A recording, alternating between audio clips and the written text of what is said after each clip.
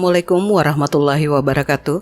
Apa kabar sahabat Ukhuwah Islamiyah? Semoga tetap dalam lindungan Allah SWT serta dilancarkan segala urusan-urusan kita. Pada video pembahasan kali ini, saya akan menanggapi Saudara Andre Tunggal yang membahas tentang junjunganmu menentukan karaktermu.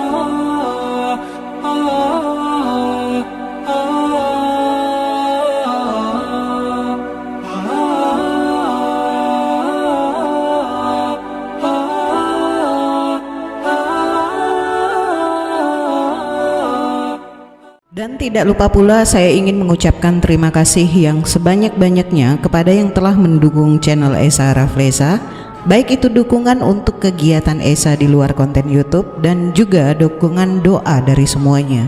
Semoga Allah SWT membalas semuanya dengan berlipat-lipat. Amin. Nah, bagaimana videonya? Mari kita lihat bersama dan tanggapi poin per poin. Check it out.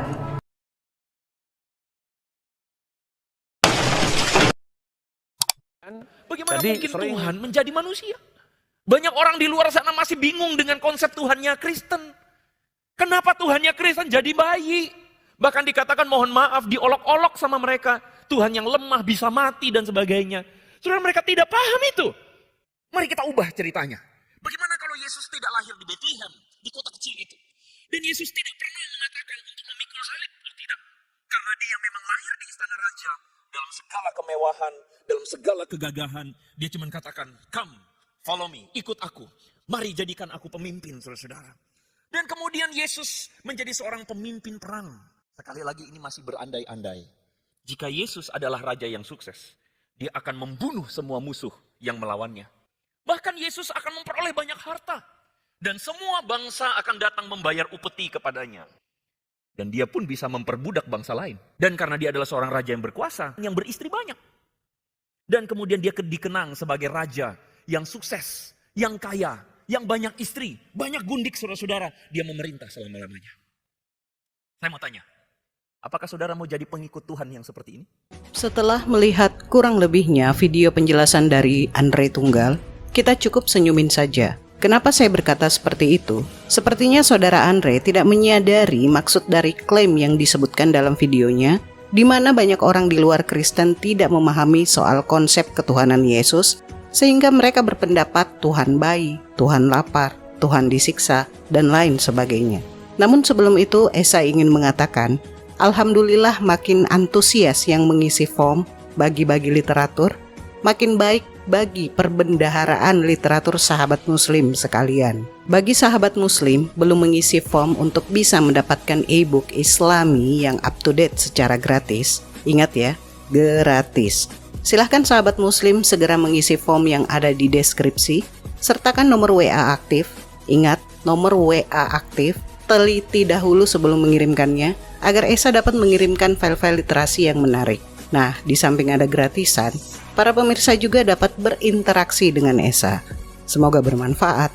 Baik, kita lanjut lagi ke topik ya. Ketika Andre dalam khutbahnya menjelaskan tentang kedudukan Yesus sebagai manusia, di mana dia memberikan contoh dengan perumpamaan alias berandai-andai, sebaliknya tentang kedudukan Yesus yang hidup dalam kesederhanaan, seperti Yesus tidak dilahirkan di palungan, tapi di istana yang mewah, tidak disalib, tidak disiksa, tapi Yesus memiliki kekuasaan sebagai raja, berkedudukan tinggi, panglima perang yang bisa membunuh banyak orang yang menentangnya, dan bahkan dengan Yesus memiliki kekuasaan, kekuatan dan lain-lain, Yesus dapat mengambil upeti kepada semua bangsa, bahkan mungkin Yesus memiliki banyak istri, serta gundik seperti kebanyakan raja-raja yang memiliki kekuatan besar.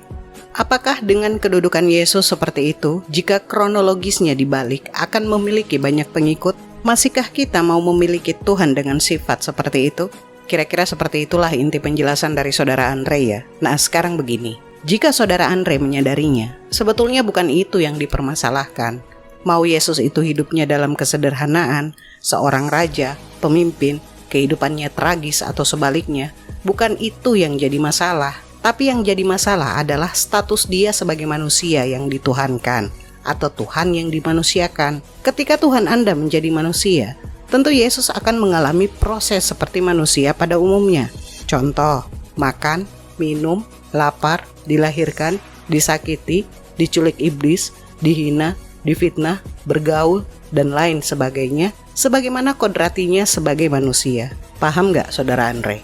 Firman itu berubah menjadi manusia.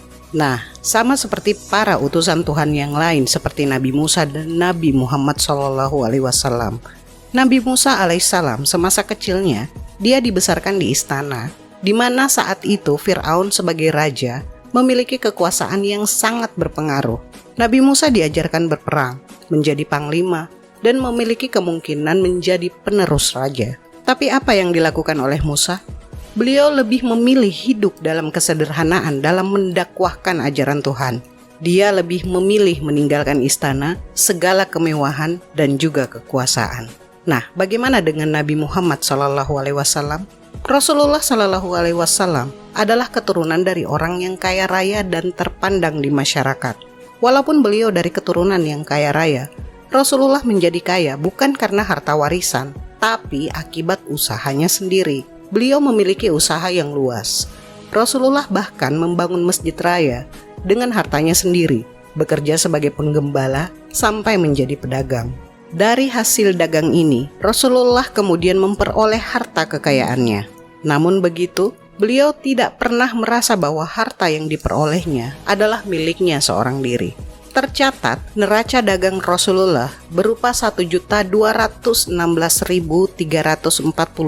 gram emas atas usaha Rasulullah, 1.251.601 gram emas atas pembiayaan atau investasi dan sedekah, serta 15 bidang tanah dengan masing-masing harga jual sebesar 25,5 kg emas yang diwakafkan. Dan masih banyak lagi yang lainnya. Ini bisa di-searching sendiri untuk lebih lengkapnya. Nah, walaupun Rasulullah SAW kaya raya, tetapi beliau lebih memilih hidup dalam kesederhanaan.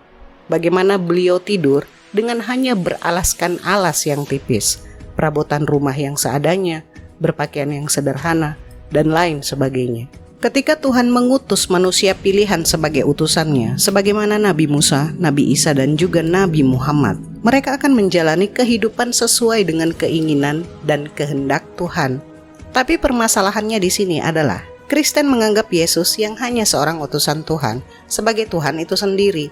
Dan ini pengakuan Yesus sendiri, sebagaimana yang dikatakan oleh kitab Anda sendiri, dan kalian menentang atau mengingkari itu. Nah, ini terdapat dalam Yohanes 20 ayat 17 yang berbunyi, Aku akan pergi kepada Bapakku dan Bapamu, Allahku dan Allahmu. Berikutnya Yohanes 8 ayat 54, Jika aku memuliakan diriku sendiri, maka kemuliaanku itu sedikit pun tidak ada artinya. Bapa atau Allahku lah yang memuliakanku.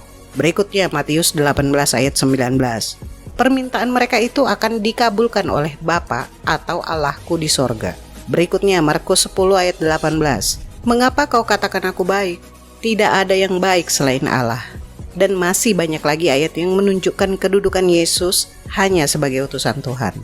Nah, jadi ketika Anda menganggap Yesus yang manusia sebagai Tuhan, maka sangat wajar ketika ada yang berpendapat tentang kodrati Yesus sebagai manusia. Jadi jangan merasa tersinggung atau menganggap mereka tidak paham konsep ketuhanan dalam keyakinan Kristen. Umat Kristen saja jika ditanya soal konsep ketuhanan Yesus, muter-muter kok, alias nabrak akal logis mereka sendiri akhirnya.